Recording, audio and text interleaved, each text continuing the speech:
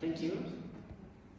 First, I would like to go to our brother down there, and then I will come to the question of the lady.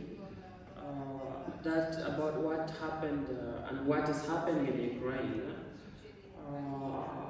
When the war started in Ukraine, I was still in Libya, and I was being hunted down by the government and by the militias.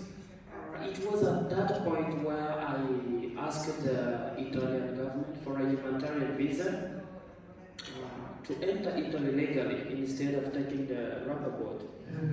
But given the visa restrictions to the global south, my request was denied, and I had to use the same system that you saw in the documentary to come to Italy. And in this context, I was seen by the Italian society as a criminal, because this is the misconception that people today, people have been misled, people have been manipulated that the people who are coming from Africa are poor, the people who are coming from Africa are uneducated, and they are unable to do something for themselves, that they are criminals, they are rapists. But this is not true, because you cannot know someone from a picture, from appearance, unless you are really closer to that person, you pay attention, and you regard the number of the people as an individual. You try to listen to each individual story, to include them into a society, not to talk about integration. The solidarity that we saw from Ukraine was an eye-opening, because we understand that it has been so many years, the current generation and the previous generation have not experienced a closer or perceived the sense of war, which have been happening in Africa. What is happening in Ukraine is what has been happening in Africa for the last 50, 30 years. But it was unnoticed, it was felt in a very little way, because there were no media coverage from the journalists. Very few media coverage was able to bring into attention. But in Ukraine, we saw a lot of cameras in all the war fronts. This has not happened in Africa because of the industrialization. We try to look at what has brought Africa down to its knee with lack of telecommunication, with lack of journalism, with a strong foreign political intervention into African politics. So, which means in Ukraine, what happened is not new for us Africans. We felt it, and we really were very concerned, because for us as refugees, we find every loss of life as a tragedy. It doesn't matter white, black, Indian, but life, we value it. And when there is loss of life under this designed circumstance, we feel a really tragedy.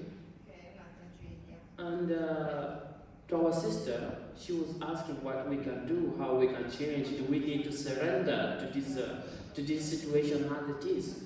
Of course not.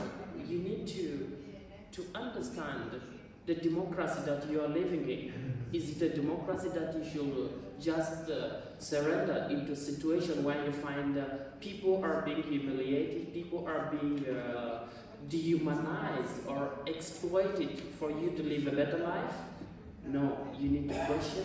You need to ask the authorities what is happening. You need to know what is happening beyond borders, and to question the sea rescue organizations, to question the civil society that are fighting for the rights of these people to be recognized and protected. The question is, how big is Italy? How many people like this that you have seen on the rubber boat, who have been forcibly left with no option but to hop onto this rubber boat and come to Italy? How many people of such can Italy host? How many refugees? How many immigrants? And for how long will the sea rescue organization continue to exist in the Mediterranean? This is what we have to question. if we don't find the key problems, the fundamental indifferences that forces these people to take on this deadly migration route in Africa, in North Africa, if we don't contribute, if we don't force, if we don't come together as a social movement to influence the policymakers, our governments, to stop these illegal interaction, illegal actions which are being funded in Libya, how is the situation going to change? People will continue to come, people will continue to be criminalized, the Mediterranean will remain a graveyard, and then to the border externalization in the Sahel, in West Africa. We have seen what is happening in Morocco. 2 months ago, we saw what happened in Merida. How many people died while trying to jump on the border? We need to also question, why does border exist if we are all humans and we have the same quality? Why does the border exist, which were designed and drawn by the colonialism? If we have long passed the stage of colonialism, why does border still exist? Why are other passports valued, especially like the Western passports, have the strongest power to travel, to go and live in Africa, while Africans who have the same passport does not have the right to come legally and live in Europe? And we look at these passports, what is there? There is nothing saying that Sally Hayden will travel to Uganda and die there.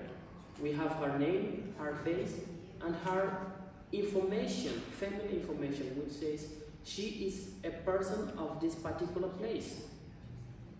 It is an identity, but not the right to travel or to live. Passport should be questioned. We all need to educate ourselves. What world do we need to exist in? This is my little message to you. Thank you. E questa è la domanda finale che ci dobbiamo fare. Non posso purtroppo